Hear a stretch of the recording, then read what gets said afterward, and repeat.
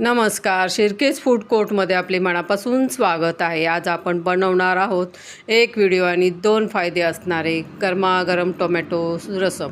हे रसम तुम्ही सूपसारखं पिऊही शकता आणि भातासोबत खाऊही शकता। कुकरमध्ये अगदी झटपट आणि सोप्या पद्धतीने कसे बनवायचे चला पाहूया। कुकरमध्ये मी 4 लाल बुंद टोमॅटो बारीक चिरून टाकले। त्यामध्ये मी 2 मीडियम साईजचे बारीक चिरलेला कांदा टाकला। कांदा टाकल्यानंतर त्यामध्ये मी 5 ते 6 हिरव्या मिरच्या उभ्या चिरून टाकल्या। थोडासा कढीपत्ता टाकला। 2 तांबे पाणी टाकले। तुम्हाला तिखट ज्याप्रमाणे हवं असेल त्याप्रमाणे तुम्ही तिखट वाढवू शकता। कुकरमध्ये शिजवल्यामुळे कांदा टोमॅटोचा अर्क छान उतरतो। चवीनुसार मीठ टाकले। आता कुकरला झाकण लावून घेतले। झाकण लावून आता आपण कुकर गॅसवरती ठेवणार आहोत। कुकरच्या आपल्याला 5 ते 6 शिट्ट्या करायच्या आहेत। तुम्हाला एक सांगू का, टोमॅटो रसमचा काय फायदा असतो। ह्या टोमॅटो रसममध्ये भरपूर पाणी असल्यामुळे हे पचायला अगदी हलके असते। आजारपणात पचनसंस्थेवर याचा अजिबात ताण पडत नाही।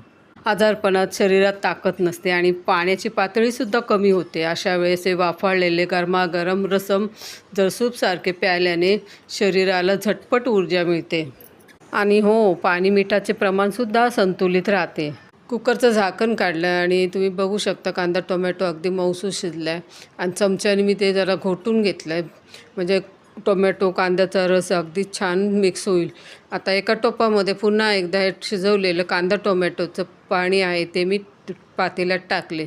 तुम्ही या पद्धतीने एकदा टोमॅटो रसम नक्की ट्राय करा, खूप चवीला छान लागतो।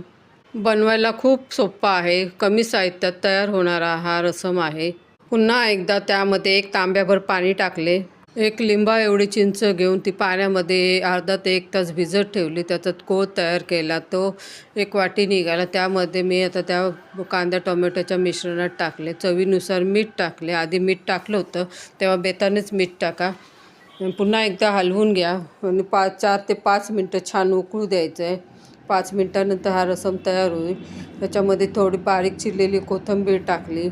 कोथिंबीर टाकल्यानंतर गॅस बंद केला। आता आपल्याला फोडणी द्यायची आहे। एक छोटं भांडं घेतलं, ते गॅसवर गरम करायला ठेवलं। त्यामध्ये 1 ते सव्वा चमचा तेल टाकलं। तेल छान गरम झालं की त्यामध्ये आपल्याला 1 चमचा मोहरी टाकायची, 1 चमचा जिरे टाकायचे। जिरे मोहरी छान तडतडले की त्यामध्ये बारीक चिरलेला 7 ते 8 लसूण पाकळ्या टाकायच्या।